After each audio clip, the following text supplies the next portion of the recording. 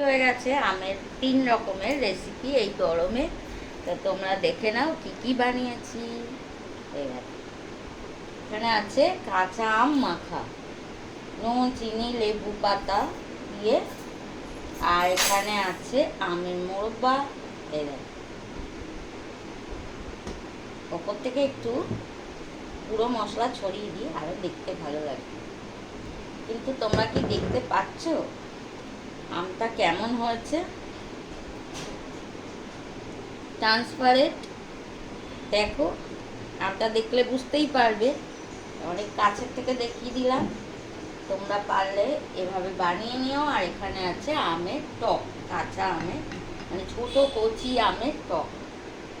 তো সবাই দেখো, আর ভিডিও যদি ভালো লাগে লাইক কমেন্ট করো। আর এই গরমে এই আমের রেসিপিগুলো খুবই ভালো খাওয়া। আর এই আমের যে মোরব্বাটা, এটা তুমি করে রেখে দিতে পারো সারা বছর, কিন্তু এটা বয়ামে রেখে দিলে ভালো থাকবে, এটা কিন্তু খারাপ হবে না। তো আর এই আমটা, এই কাঁচা আমটা যদি মনে করো এটাকে জলে মিশিয়ে শরবত করে নিতে পারো। তো আমি শরবত খাওয়ার এত কেউ লোক নেই, তাই এরকমই রেখেছি। তো ওকে, সবাই দেখো ভালো লাগলে।